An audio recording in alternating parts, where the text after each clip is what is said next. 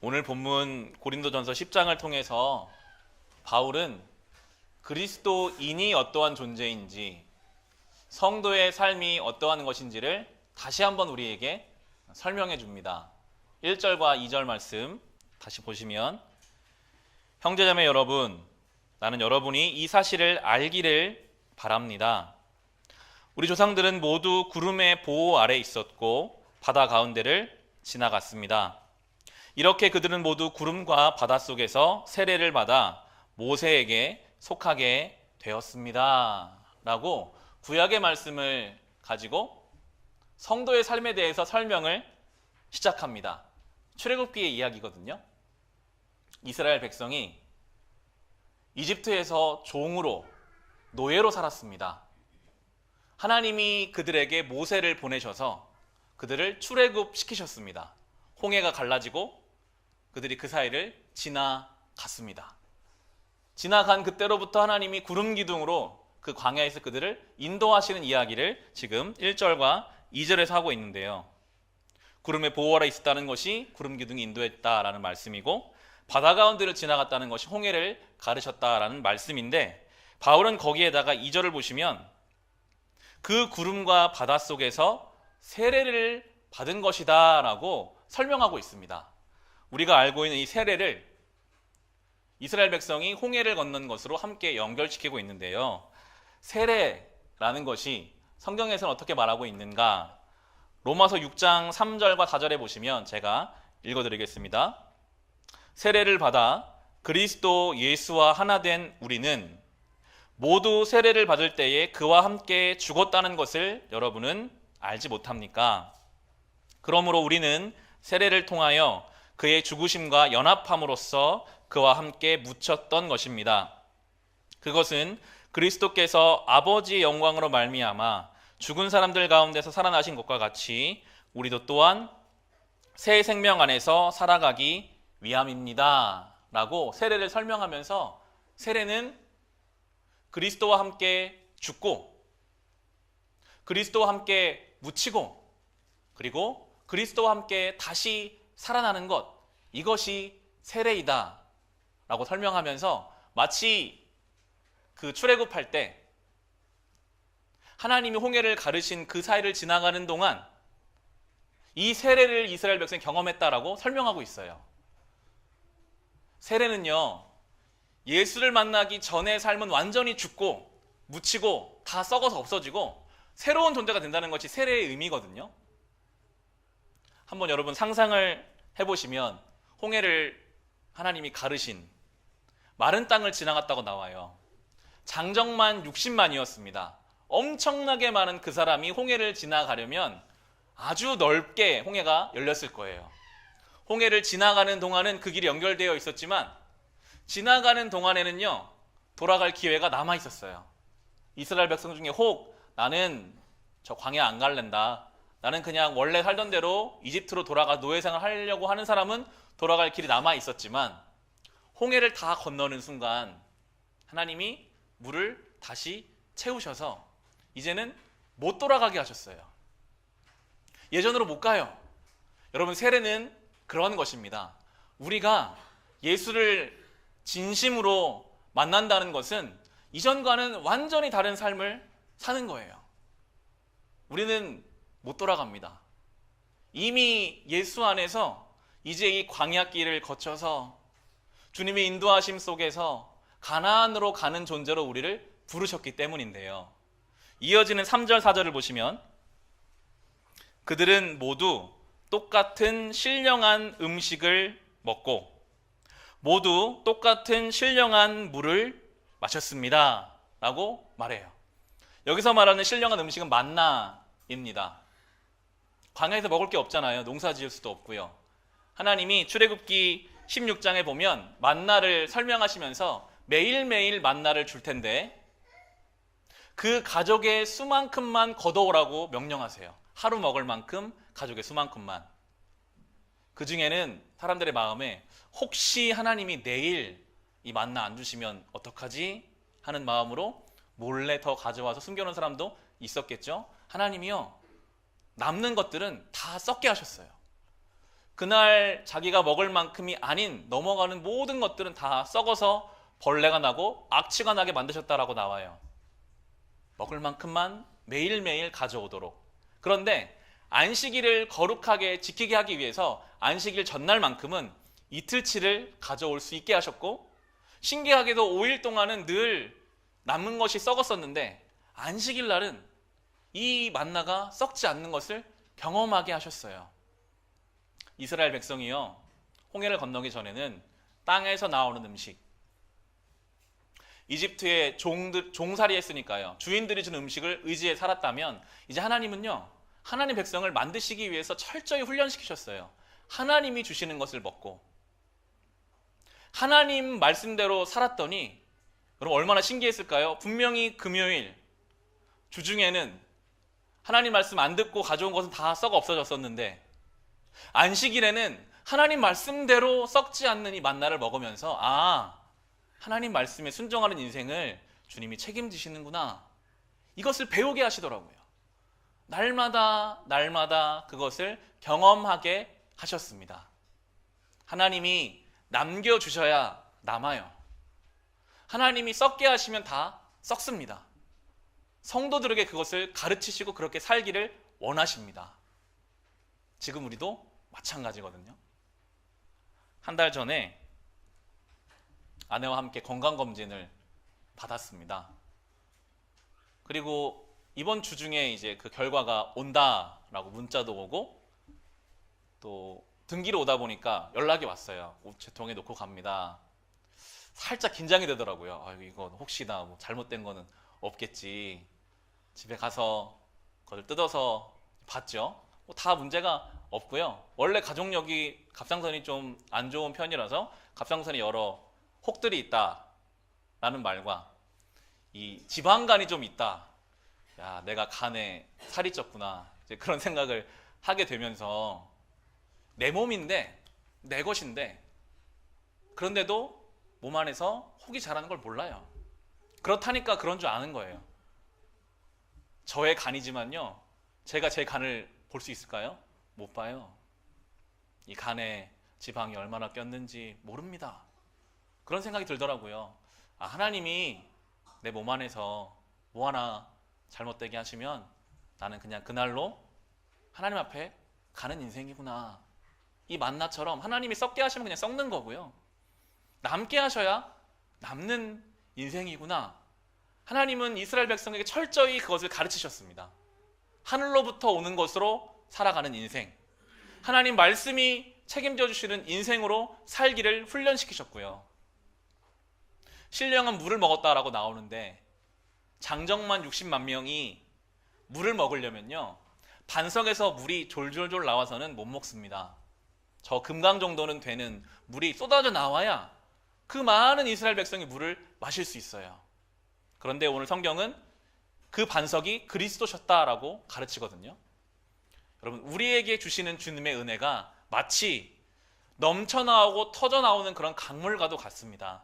감당할 수 없는 은혜를 우리에게 주세요. 광야에서 물은 생명이거든요.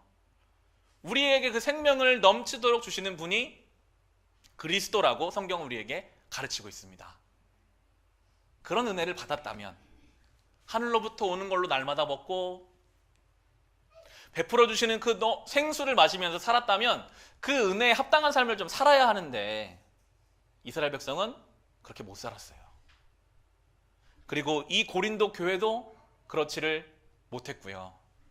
어쩌면 2000년이 지난 지금 우리도 하나님께로부터 받은 은혜에 참 부족한 삶을 살고 있을지도 모르겠습니다. 오늘 그래서 이어지는 본문의 5절을 보시면 이렇게 시작하죠. 그렇게 많은 은혜를 받았지만 그러나 그들의 대다수를 하나님께서는 좋아하지 않으셨습니다. 그들은 광야에서 멸망하고 말았습니다 라고 나옵니다. 출애굽 1세대는 다 광야에서 죽었습니다. 오직 갈렙과 여호수아만 가나안에 들어갔어요. 그 이유가 6절에 나오죠. 6절을 보시면 이런 일들은 우리 조상들이 악을 좋아한 것과 같이 우리가 악을 좋아하는 사람이 되어서는 안 된다는 것을 우리에게 가르쳐주는 본보기가 되었습니다 라고 설명합니다. 악을 좋아했다.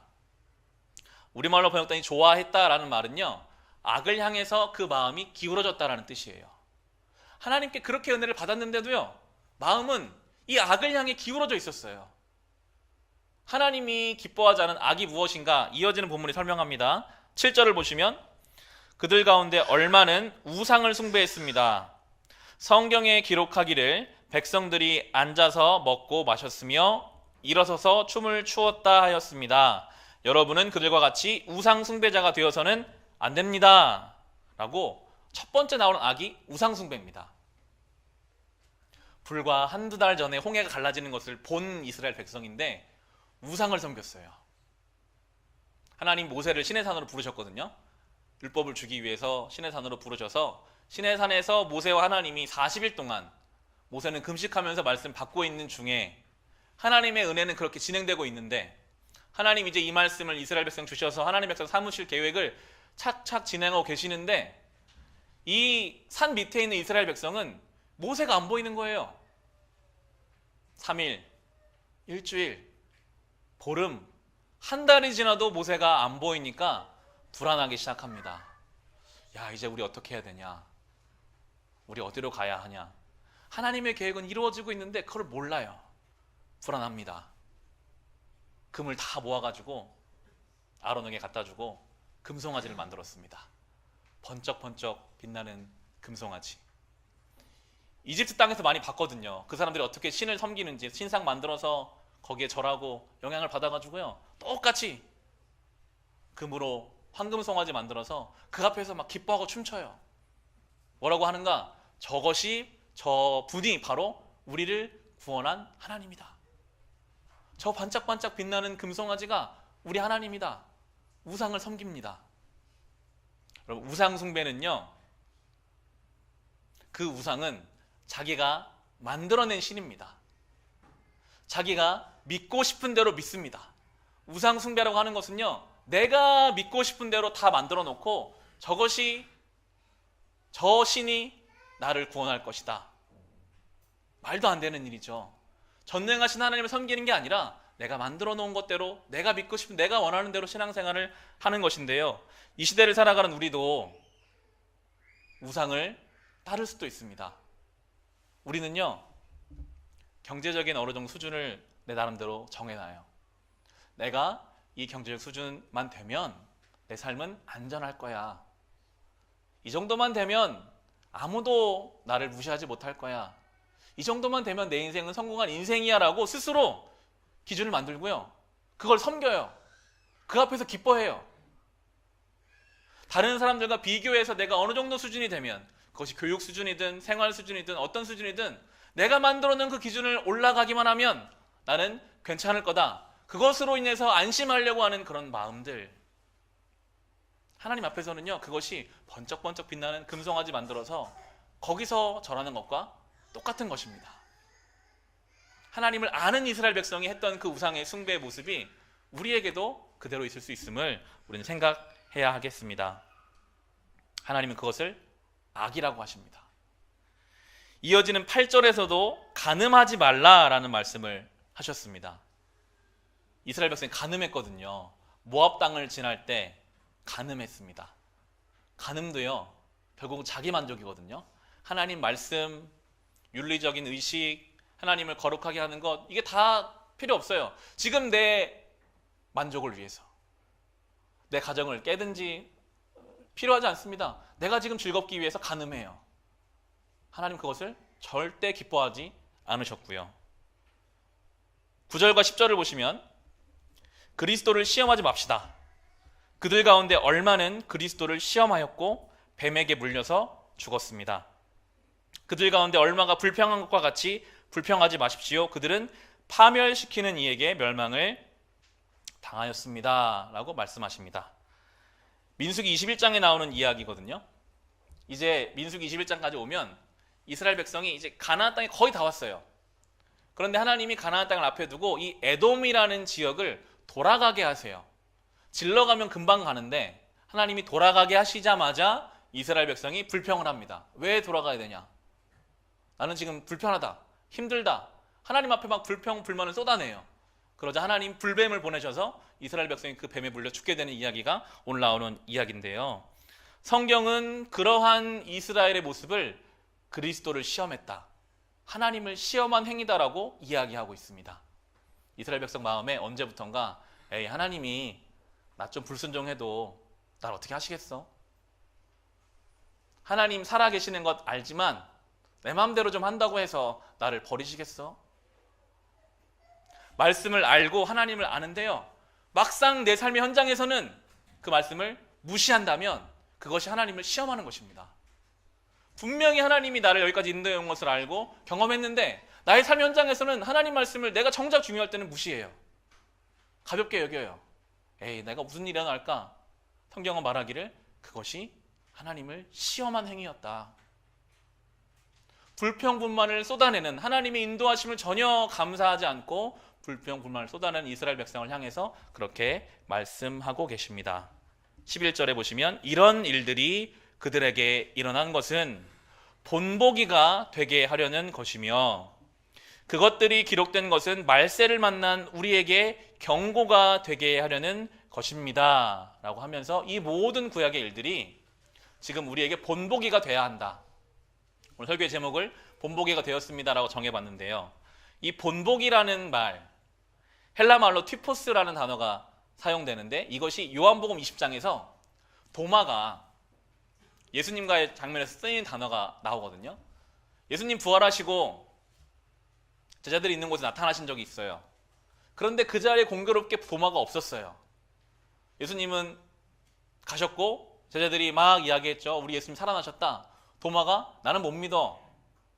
나는 예수님 그 못자국에 손을 넣어보고 예수님 그 창자국을 내가 만져봐야 믿어 라고 말할 때 이 주님의 손에 있는 흔적이 튀포스, 바로 본이라는 단어가 똑같이 사용되고 있습니다.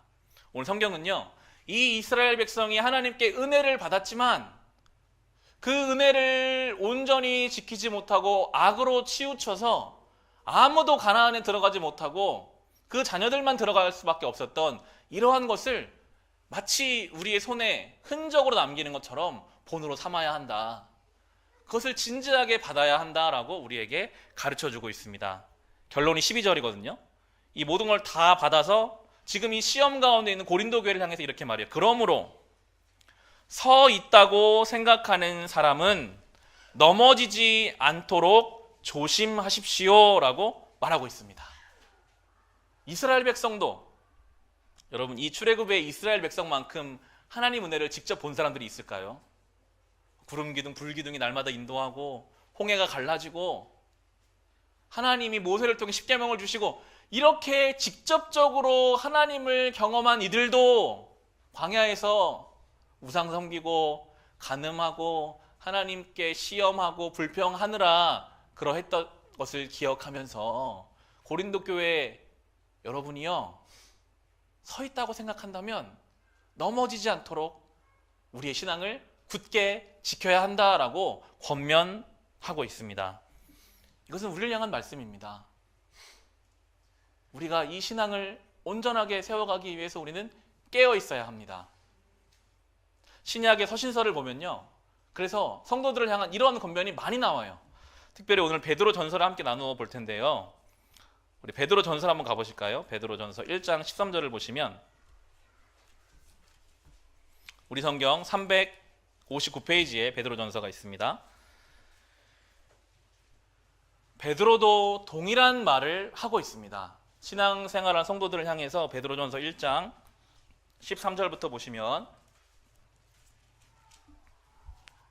신약 359페이지에 있습니다.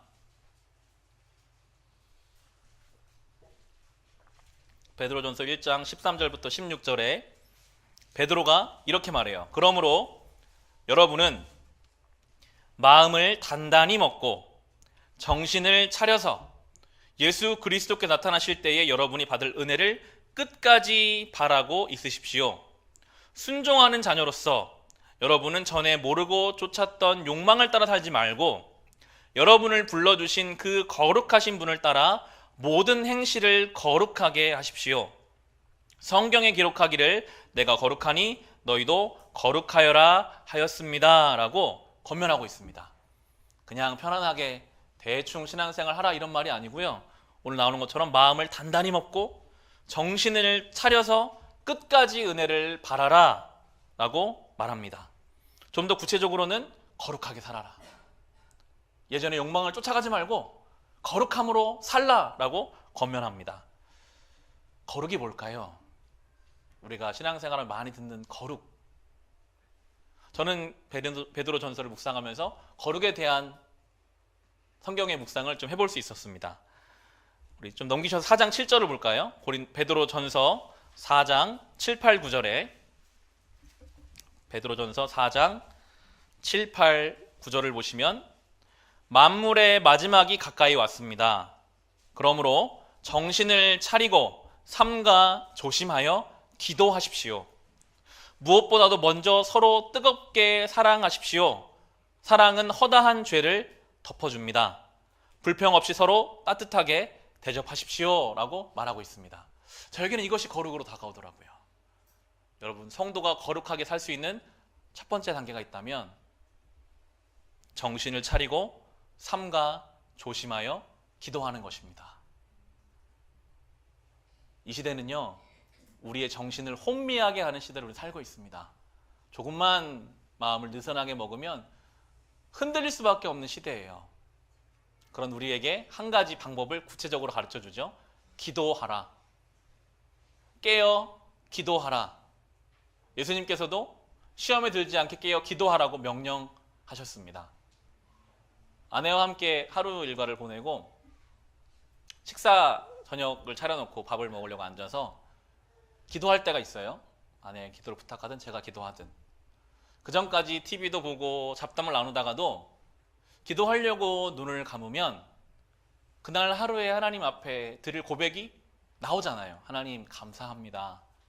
하나님의 은혜입니다. 그러다 보면 아픈 가족도 생각이 나고요. 그러다 보면 하나님 앞에 우리의 삶을 돌아보게 됩니다. 여러분, 기도는요, 직접적으로 하나님 앞에 서는 시간이고 장소예요. 그래서 우리가 정신을 차리고 깨어있으려면 기도해야 합니다. 기도만큼 우리가 깨어있을 방법이 없어요. 거룩함의 첫 번째 단계가 있다면 그것은 개인적으로 깨어서 기도하는 것. 그것으로 우리는 거룩함의 첫 단계를 갈 수 있고요. 그리고 나서 두 번째가 무엇보다도 먼저 뜨겁게 사랑하라. 사랑은 죄를 덮어준다. 나는 거룩한데 왜 너는 거룩하지 않아? 나는 이렇게 온전하게 사는데 왜 당신은 그렇게 살아? 이렇게 말하면요, 그것은 거룩이 아닙니다. 그건 교만이에요. 성경은 그것을 거룩이라고 말하지 않아요. 성경이 말하는 거룩은요, 나는 주님 앞에 깨어있고 그리고 내 눈에 보이는 사람들의 허물이 보일 때마다 그것을 사랑으로 덮어주는 것. 그것이 거룩입니다. 예수님이 우리의 몸에 묻은 오물과도 같은 죄를 다 아시면서도 그분이 흰 옷을 입고 우리를 끌어안아 주셨다고 저는 생각하거든요. 그것이 거룩이에요. 우리 눈에 보이는 것이 나의 가족이든 나의 같은 교우든 나의 자녀든 누구든 간에 주님이 말씀하시는 거룩은 뜨거운 사랑을 가지고 그의 허다한 죄를 덮어주는 것. 그것이 거룩함입니다. 5장 8절 보실까요? 5장 한 장 넘기죠. 마지막 5장 8절과 9절을 보시면 정신을 차리고 깨어 있으십시오. 여러분의 원수 악마가 우는 사자같이 삼킬 자를 찾아 두루 다닙니다. 믿음에 굳게 서서 악마를 맞서 싸우십시오. 여러분도 아는 대로 세상에 있는 여러분의 형제 자매들도 다 같은 고난을 겪고 있습니다. 라고 말하면서 이 신앙의 길이 마치 싸우는 것과 같다.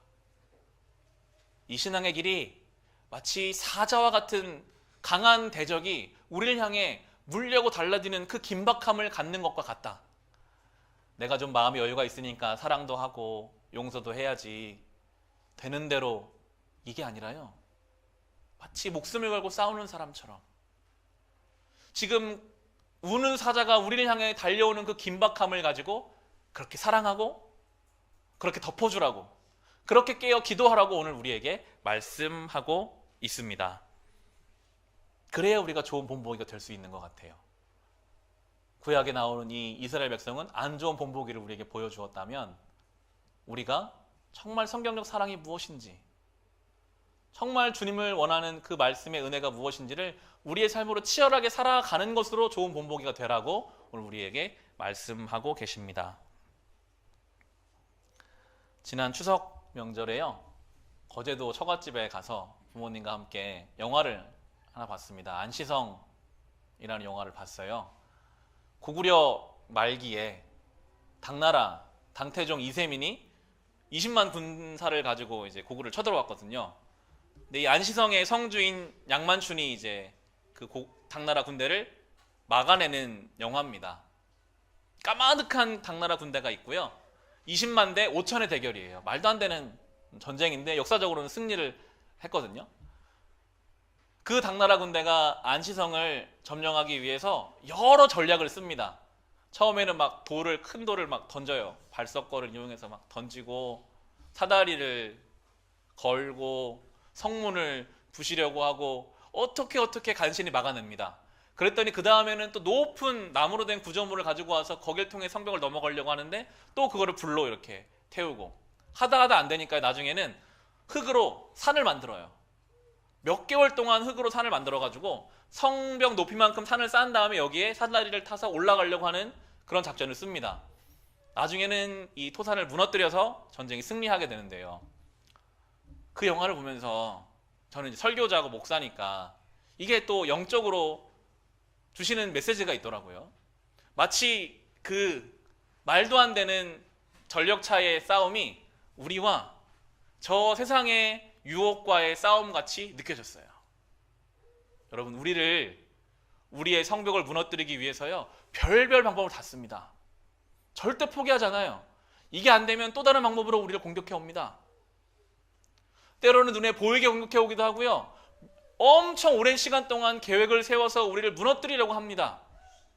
그런데 우리는 싸울 만한 힘이 부족한 것 같이 느껴지죠. 그래도 지키기 위해서 싸워야 하는구나. 그 안시성의 전투는 지키기 위해 목숨을 걸고 싸우는 전투였습니다. 우리가 지킬 것이 있다면 그것은 거룩함입니다. 우리에게 요구하시는 이 거룩함, 은혜를 받은 사람답게 사는 삶, 깨어 기도하는 것, 내가 뜨거운 사랑으로 누군가의 허물을 덮어주는 것, 그 거룩함을 지키며 우리가 살아가려고 할 때 우리는 부족하나 하나님이 우리와 함께 싸워 주실 것입니다. 이 말씀을 기억하며 한 주간을 살아갑시다. 우리가 약한 것을 아시면서도 주님이 싸우라고 하세요.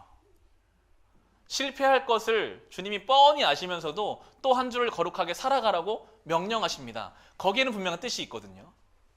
우리가 그렇게 싸우려고 할 때 주님이 우리를 도우실 겁니다. 우리가 그렇게 거룩함을 지키려고 안간힘을 쓸 때 그 가운데 주시는 하나님의 놀라운 은혜가 있음을 믿고 이 한 주도 거룩하게 좋은 본보기가 되는 삶을 살아가시기를 우리 주님의 이름으로 축원합니다.